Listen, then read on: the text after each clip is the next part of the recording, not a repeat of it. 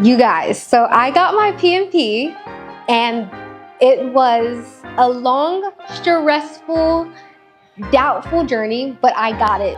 And I wanted to run to the internet to tell you as well on how you can get your PMP, because I stressed so much, I kid you not. I had so much anxiety, so many self-doubt moments, and I don't want you to go through that, because when you go on the internet and you look, how do I get my PMP? I saw so many comments on Reddit on how hard it was. It is a very hard goal to accomplish depending on the person, but it's definitely achievable, and you do not need 6 to 8 months to do it. All you need is determination and faith. So I knew that I wanted my PMP for a little over 2 years now, and I was so back and forth with the entire process that I scared myself from even starting. And I don't want you, if you are thinking about getting your PMP, to feel that exact same way as I did. So I'm making this video to help you relieve some of that stress and anxiety, because I worried myself sick until the day I took the test. And I did all of this in a little under 2 months, or around 2 months. And so you don't need to take a very long time to get your PMP certification.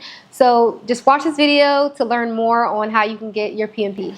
I work in marketing and advertising and videos. I do videos. I love content creation, and I was told that the PMP might not be relevant, but after completing the course, I think this is completely relevant and will take your career to the next level. I 100% would say that having faith that I could do this and faith in God was the way that I got my PMP in the time frame that I got it, because like I said, a lot of people say that it takes a lot. I thought that this was going to be nearly impossible. Most people who were getting this were saying that they've gotten it while not working, and I had to ensure that it was done outside of work hours and that I was able to give my daughter time.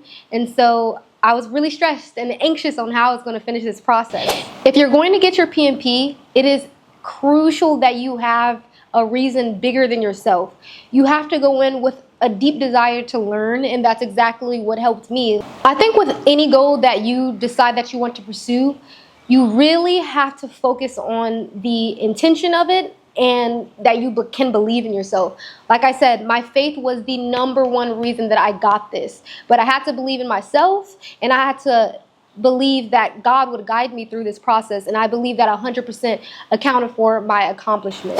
Okay, so first I had to get crystal clear on the goal that I wanted to accomplish. So I decided to divide my goals into quarters. I knew that I wanted to complete my PMP certification in Q1, and that was going to require strict timeline and a very tight schedule. It's very important to understand your schedule and give yourself the best case scenario and the worst case scenario. Thankfully, I ended up completing the certification in my best case scenario, which is insane, because like I said, I freaked out the entire way. I think I took about a week off, but I still managed to get my PMP certification April 4th, and that was the week that I wanted to get it. Another key to my success was that I ensured that I had a rest day. For me, that was Friday sundown to Saturday sundown, and that was critical. Like, you need a day where you take a break from everything. I know if you look online, some people will say that they did not take a break from studying at all and to do it all the way through the weekend. But no, I think I used the weekend, Friday, Saturday, as a chance to congratulate myself on the hard work I've done over the week. And I believe that also set me up for success. So you want to ensure that you have the right instructor in this entire journey. I know people have bought very expensive boot camps to complete this goal, and they just didn't resonate with the professor, and therefore they couldn't understand the material. So when I was looking on Reddit, I found many recommendations for Andrew Ramdayals, and I'm not sure if that's how you say his name, but when I started listening to his material, I felt like he was the professor for me. He broke it down very clearly for me in a way that I understood.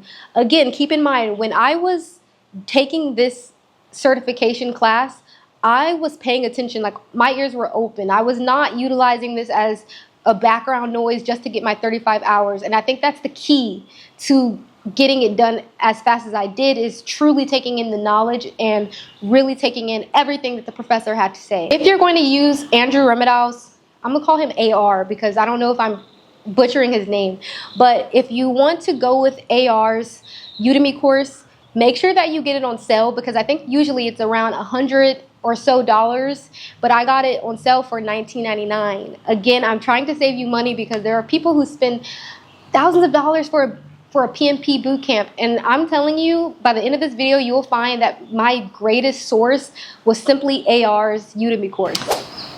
As I was going through the course, I was jotting down notes, but I wasn't taking notes heavily because I knew that most of the information would probably fall out of my head and I probably wouldn't remember all of it, but I think I think jotting down notes definitely helped, and I used a pen and paper. For me, I felt like that helped my brain a lot more. If you do any research on how to pass the PMP, you'll see that a lot of people got study hall or the PMI official exam. I did get those two things, but I'm not certain on how beneficial it was to me. I really feel like Andrew's course was sufficient enough for me. I made sure that I took Andrew's mock exam that came along with the course, and he suggests that you get an 80%, and I got a 75%, and I felt pretty good, but I still was a little bit nervous. By this point, I think I was about a week out from taking my test. So I'm gonna go over my application process. I freaked out over this as well. I went over Andrew's video on how to write up the PMP application. It is very important that you follow PMI's guidelines on how to write this application and putting it in order.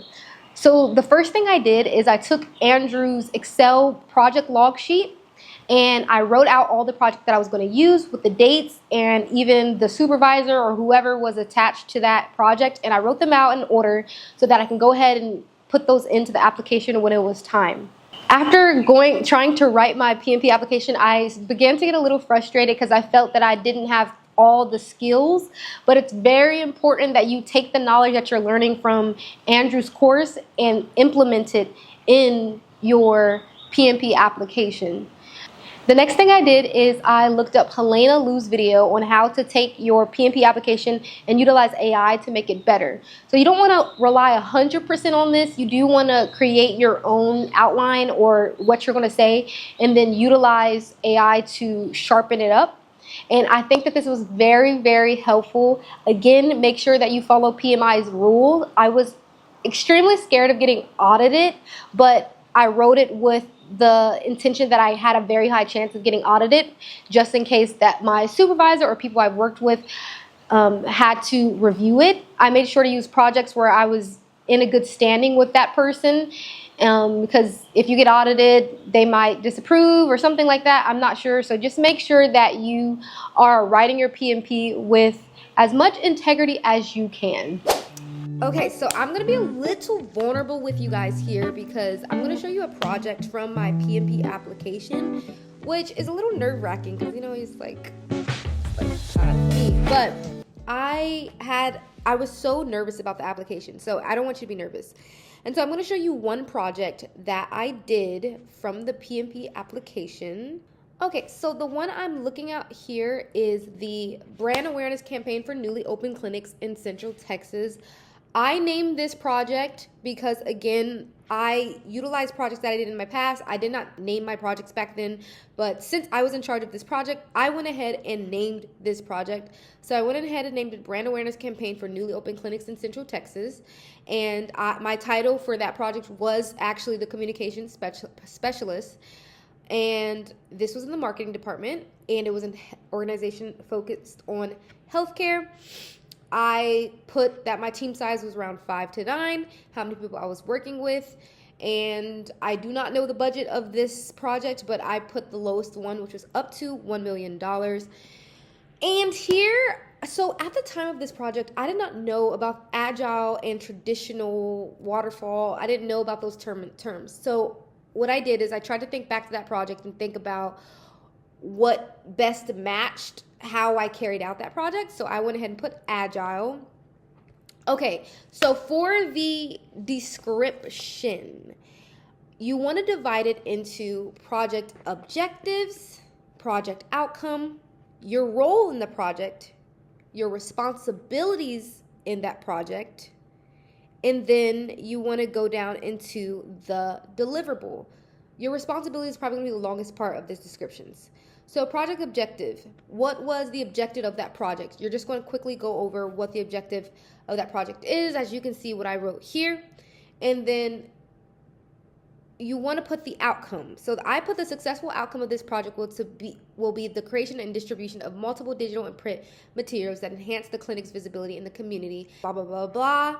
My role, something I would do often is put in the term project manager in my description. So even if I was a marketing coordinator, I would be like, marketing coordinator acting as the project manager, blah, blah, blah. But for this specific one, I put my role as the communications project manager. I'm responsible for overseeing the planning, development, and executing of the digital print communication materials for this campaign. Whatever it is that you did, but you want to craft it in a way that PMI knows, like, okay, so they did their homework. They actually took the course. My responsibilities, this is when you want to use the terminology based on the approach that you chose. So for example, I chose Agile. So I went ahead and I wrote in a lot of Agile terminology. After you've gotten through the course, this will be a lot easier. This is why you can't just skip and do the application. You have to go through the course so you understand the terminology so you can use it in your description. And then my deliverable, again, you just reinstate the deliverable. It's going to be a little bit different from the outcome. You can see what I wrote here and how I made it different from the project outcome that I wrote in the beginning. But I really hope that is helpful for you guys. There are lots of resources on how to properly write this. So I hope that this was good enough for you. And if not, like I said, so many resources on this. You can go to YouTube and just all over and find, and make sure you use the Udemy course as well. Make sure that you fully complete Andrew's course before submitting your application, because I actually forgot this. So when you take his course, you'll notice that he goes over the PMP application process before the course is actually over with. And so you probably want to start your application process before you're done with the course, just so you have a head start and you can start to think about these things. And I remember submitting my application, and then it dawned on me that I never clicked complete course. So I went ahead and completed it. Luckily, I didn't get audited because PMI will check to make sure that you did complete this course from Udemy. So luckily that nothing went wrong. I think I did it like some minutes afterwards. I completed the course, but that is very key. I completed Andrew Ramdayals' course, and some sections I did go over if I didn't understand, especially if I was getting 80% or less on the quizzes. I went back over those sections, and I want to emphasize the second time I went over some of these sections, it just clicked. All the notes I was taking, like there was just things that I missed the first time around. So I think it's very important that you really process that information and maybe even play that information when you're in the car. And Andrew Ramdayals' mindset piece I played over and over and over again. I know that was very helpful for many people, and so I made sure that I continuously studied those points that he included in those videos. Okay, so for the studying, like I said before, I did Andrew's mock exam that came with the course, and I got a 75% the first time. After this, I started to freak out a little bit, and I went ahead and purchased the PMI official test, which was $100, and I also got study hall. I got both of these things a week before my test, so I feel like I was cramming, and I don't know if it was as helpful for me as it could have been if I got it earlier, but needless to say, I passed, so I guess something worked. The PMI mock exam was very difficult, and it gave me a lot of doubt, but I think it prepares you for those hard questions and gets you thinking about the kind of questions that you might see on your exam. In my opinion, the real exam was a lot easier than the PMI mock exam. And make sure that you take note of the questions that you are getting wrong in the PMI mock exam, because I thought they were going to give me the full result at the end, and they give you your result after each question. So my intention was to study what I got wrong, but I went through the entire exam, and I did not know exactly what I got wrong because I wasn't keeping note of those things. So if you want to study what you got wrong, I suggest making sure that you note that and putting it in an Excel sheet. I watched David M's videos on 200 Agile questions, and he has different versions. He has 200 traditional waterfall questions, and he had 200 Agile questions. I watched about half of the 200 questions on Agile, and I had it on 2 times speed. Also for Andrew's course, I made sure I had it on 2 times speed or 1.5. I think 2 times was a little too fast for me, so I had it on more 1.5, 1.75, but that was a huge hack. So thank you to everyone who suggests putting your speed on that level. It was a huge time saver in my journey. I also memorized the process flowchart in Andrew's course at the very end. That was extremely helpful. So Andrew recommends that you get 80% on all of your quizzes, and I was going to listen to him. So one thing about me is, like, I simply listen to the professor. I know a lot of people tend to do their own thing. For me, I feel like I trust the professor, and I trust that when he tells you to do something, you just do it, and that has gotten me a lot of success in college. So I went ahead and made sure that I got 80% on all the quizzes. In the traditional / waterfall section, I bombed those quizzes so badly, and it frustrated me a lot. So do not get worried if you feel like you're bombing those quizzes. I simply took a deep breath, or you stepped away from the content, went back, rewatched those videos associated with those quizzes, and tried again and continued with the course.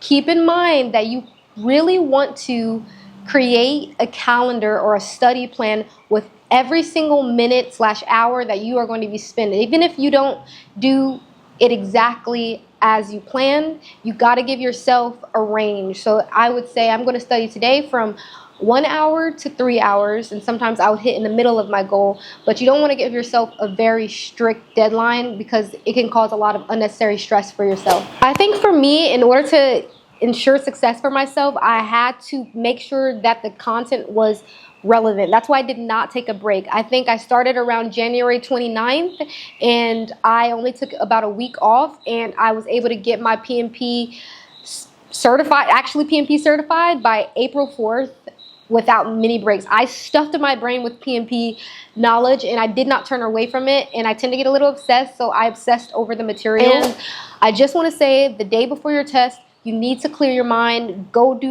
take a walk. Do not try to study too much or worry too much. And again, remember your faith. Remember the belief in yourself. And remember that you got this. This is key. An anthem for this entire phase of my life was Not Afraid by Eminem. Like, that was my jam, and I used that to motivate myself all the way through to the end. So you gotta make sure that you believe in yourself. That is a very key aspect to all of this. I went in person for my test. I heard horror stories, and I did not want to take that chance, and I thought that it would get me more in a very prepared mindset by going in person, and I think it did. I took all of my breaks. I got up and I walked around, and I really genuinely felt confident throughout the entire test. When I came across it, I felt like there were not many questions that I feel like were a gotcha. I think I felt pretty confident, and I felt pretty good, and I actually knew that I passed just because that's how confident I was in answering my questions. So again, I would suggest to go in person, but I know some people have done it online.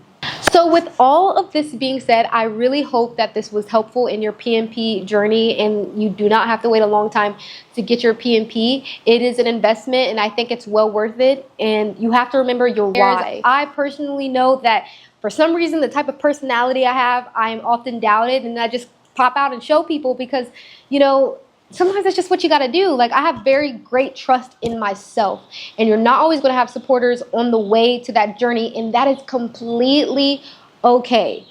I personally like to motivate myself, tell the people that are going to support me along that journey, and that's it. I don't like to talk too much about my goals. You just get it done. And now more than ever, I do what I say I'm going to do. I do what I say. How's that lyric from Eminem go? When I say I'm gonna do something, I do it. I don't give it. What you think? I do it for me. So the world feeding beings is gassed up. If you think you're stopping me, I'ma be what I set out to be, without a doubt, undoubtedly. And all those who look down on me, I'm tearing down your balcony. That's the energy that I gave this. Opportunities will come to you when you just open it up to the creator and you let him be the driver and not your ego, but authenticity. At the end of this entire journey, it was extremely eye-opening for me. It boosted my confidence, honestly. I think when you think about your life choices and your goals, it really is a game of confidence. It's really a game of trusting yourself. And I think what's gotten me this far in my career is truly trusting myself and believing that I can do something. And I struggled with prioritizing goals, and so separating my goals into quarterlies was extremely life-changing for me and gave me immense confidence. Completing my PMP in the exact time I said I would was an extreme confidence booster, and now I'm ready to take on any project that I want to take on in the future and be able to do that in a realistic time frame. Because I think a lot of us in life, it's just goal management and time management. We want to get things out of life, but how? And so you got to really get really detailed on that how and believe in your